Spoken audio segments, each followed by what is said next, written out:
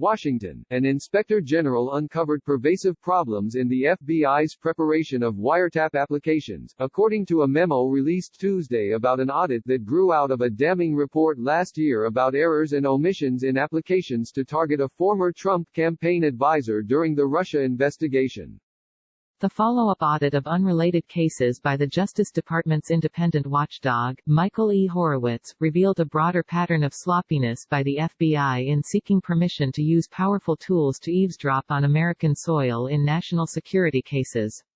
It comes at a time when Congress is debating new limits on the Foreign Intelligence Surveillance Act, or FISA.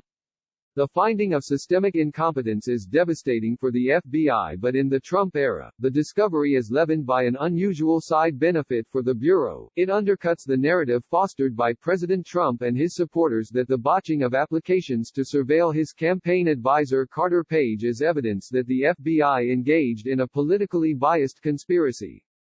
Mr. Horowitz's investigators reviewed so-called Woods files, where the FBI is supposed to catalog supporting documentation for factual claims in a FISA application, in a random sample of 29 requests to wiretap someone as part of a terrorism or espionage investigation under FISA. They found problems with all 29. We do not have confidence that the FBI has executed its Woods procedures in compliance with FBI policy, or that the process is working as it was intended to help achieve the scrupulously accurate standard for FISA applications, the Inspector General report said. Testing the FISA applications against their underlying evidence identified apparent errors or inadequately supported facts in all of the 25 applications we reviewed, the report said.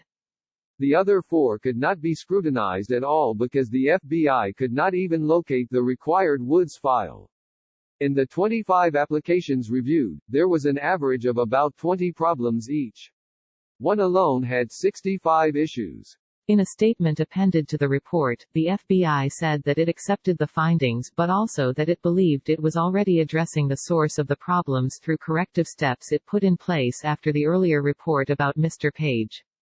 Among those steps are greater training and new checklists that officials preparing documents for FISA applications must follow. Some of the problems the review found matched issues the Inspector General previously uncovered with the Page applications. For example, FBI policy requires that when investigators submit to a court a factual assertion by a confidential source, they must internally document that the source's handler was consulted about those facts and the source's credibility and background. The Page applications had relied in part on information provided by Christopher Steele, a former British intelligence agent who compiled a dossier of claims about purported Trump-Russia links. The Inspector General previously found that the applications overstated the value of Mr. Steele's prior assistance, representations his handling agent had not approved. The follow-up audit released on Tuesday found a pattern. About half of the applications contained information from confidential sources, and many of them lacked the required documentation of any check-in with their handling agents. Another problem the Inspector General uncovered with the Page applications was that when the FBI sought renewed permission from the court to continue wiretapping him, it failed to re-verify facts repeated from earlier applications. For example, after the first renewal of the Page surveillance, the FBI talked to a person Mr. Steele had relied upon and who expressed disagreement with how the dossier portrayed his information. But law enforcement officials continued to cite that information in the second and third renewal applications without noting the source's objections, which most likely would have given the judge reason to view it with greater skepticism.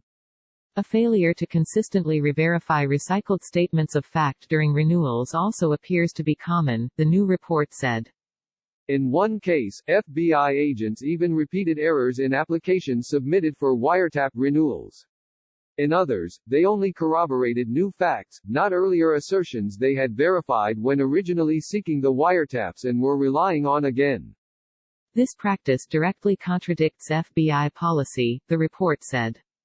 The FBI's systematic sloppiness in preparing FISA applications could be even worse than the new audit indicates because Mr. Horowitz's office did not look through the voluminous raw case files in search of any mitigating facts the applications had omitted, which was among the problems his office's closer scrutiny of the Page applications identified.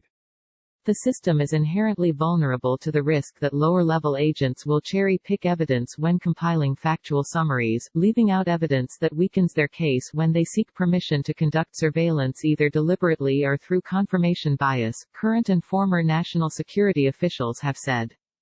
Audits to catch omissions are particularly difficult because they require the time and resources to achieve a deep-dive understanding of extensive investigative files, like the Inspector General's office spent over a year doing with the Russia case and Mr. Page.